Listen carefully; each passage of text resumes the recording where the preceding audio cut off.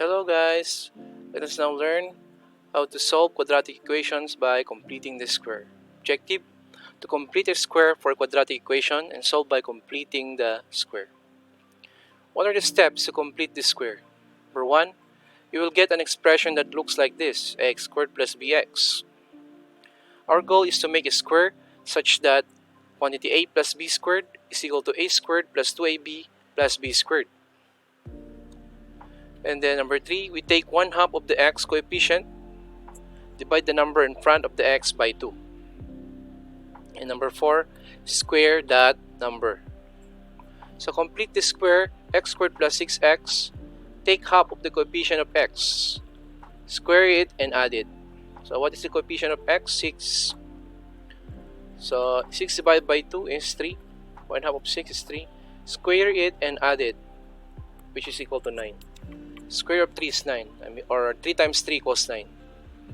So yun.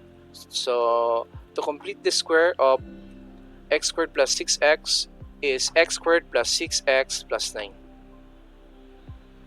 And that's equivalent to quantity x plus 3 squared. X plus 3 quantity squared, I should say. Next, complete the square and show what the perfect square is. X squared plus 12x. Yun. Get the 1/2 of 12, which is 6. 1/2 of 12 is 6. Then square it. 6 times 6, 36. So naging x squared plus 12x plus 36. Then factor x plus 6 quantity squared. Next, how about this? Y squared plus 14y. 14 divided by 2 is 7. 7 times 7 is 49. Then this, you factor this, y plus 7 quantity squared. Next, y squared minus 10y. What will we add here to complete this square? Divide 10 by 2, 5. 5 times 5, 25. So yun, plus 25. Then, y minus 5 quantity squared. Bakit minus? Kasi minus din yan. Pag plus yan, plus din yan. Next, x squared plus 5x. Yun, 25 over 4. How? Kasi yung 5 divided by 2 is 5 halves. If you square 5 halves, 25 over 4. Right? 5 divided by 2, 5 halves. 5 times 5, 25.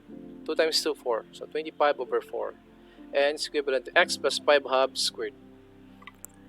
Okay, homework. Homework, page 588, 1 to 9 all.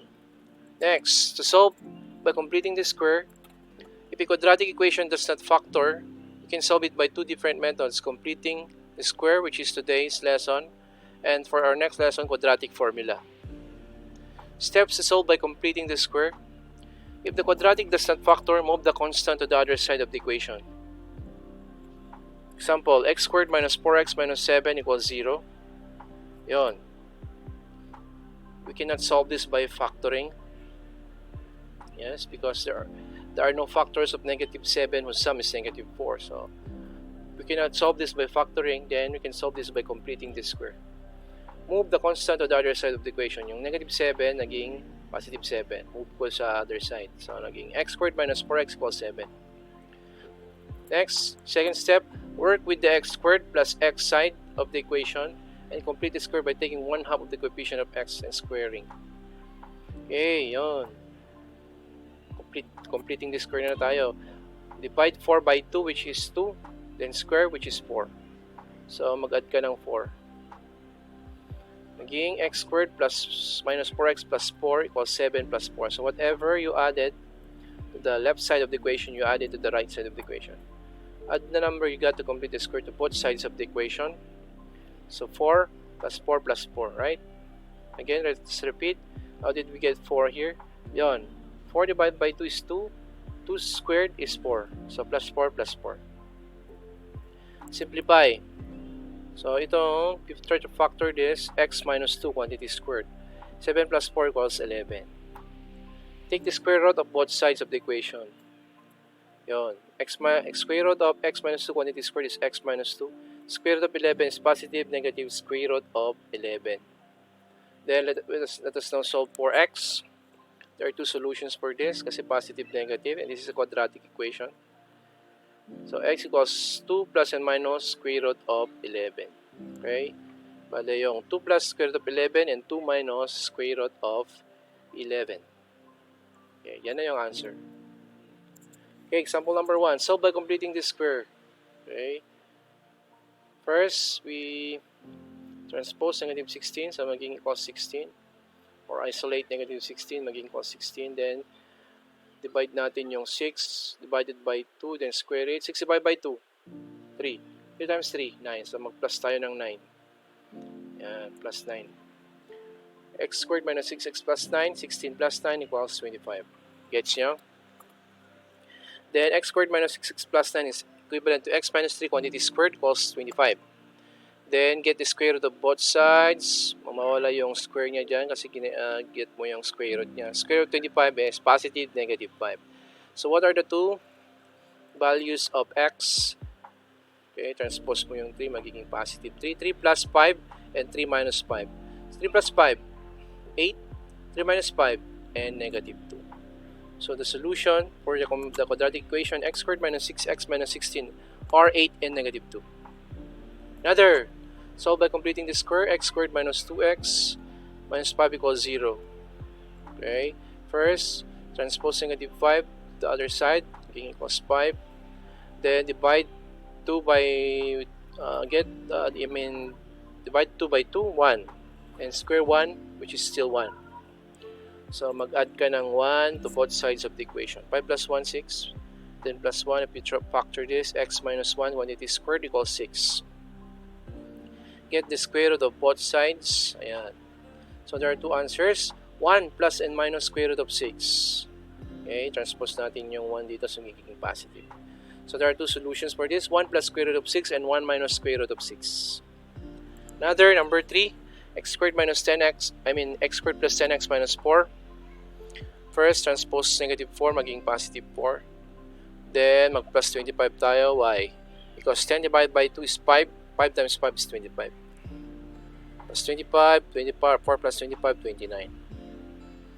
Then, x squared plus 10x plus 25 is x plus 5 quantity squared.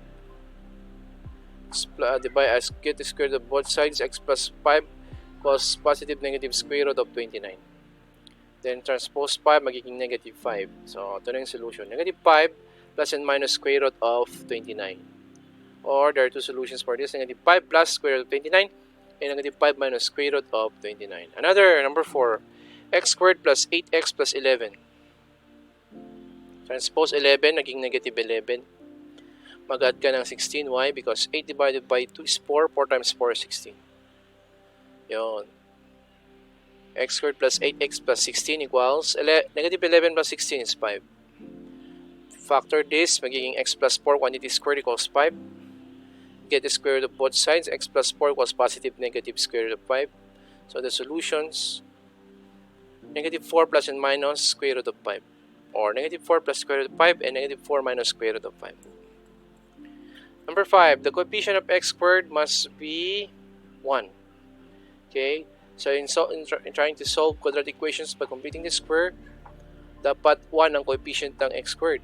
So pag we have here given 2x squared plus 3x minus 3 equals 0, we cannot solve this by completing the square until you make 2 equal to 1. How? So you first divide all terms by 2. Yon, naging x squared plus 3 half x minus 3 halves equals 0. So, let us now, okay, transpose muna yung negative 3 halves.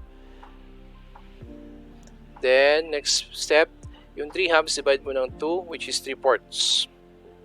3 halves divided by 2 is 3/4. Paano naging 3/4? Okay, ganito na lang. 3 halves divided by 2 means 3 halves times 1 half. Okay? Yung 3 halves times mo ng 1 half. Get the reciprocal of 2, which is 1 half. So, 3 times 1, 3. 2 times 2 equals 4. So, ito naging 3/4. Right? Then, square mo yung 3/4, which is 9 over 16. Okay? 9 over 16. Then, let's continue.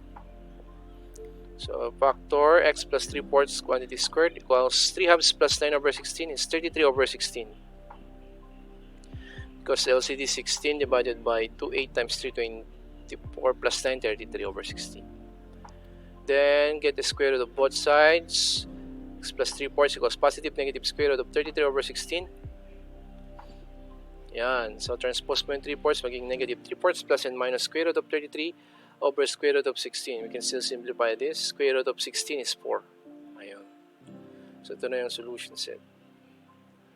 Negative 3 plus square root of 33. Negative 3 plus and minus square root of 33 over 4. All over 4. That's the answer now. Final answer. Number 6. The coefficient of x squared must be 1. So, yun. Divide all terms by 3 muna. Magiging x squared minus 4x equals negative 1/3. Okay. 12 divided by 3 is 4. 1 divided by 3 is 1/3. Transpose na agad para ready for completing this square. What will we add here? 4 divided by 4, 4 divided by 2 is 2. Square is 4. So, plus 4. So, yun. 4 minus 1/3 is 11/3. How? Kasi 4 times 3 is 12 minus 1, 11/3. Then you factor this, x minus 2 quantity squared. Get the square root of both sides. X minus 2 equals positive negative square root of 11/3. 2 plus square root of 11/3. Ayun. Okay, ano muna natin? Rationalize natin yung square root of 11/3 by multiplying square root of 3 over square root of 3. Okay? Which is also equivalent to 1.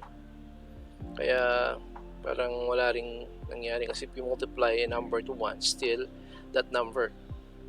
So, 11 times 3 is 33. 3 times square root of 3 times square root of 3 is 9. So, 3. So, yan na yung answer.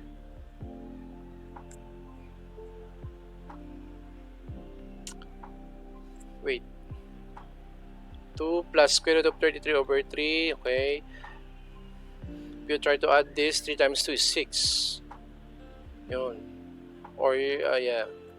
Pagpadain tayo denominator na. So, yung 2 which is equivalent to 6 over 3.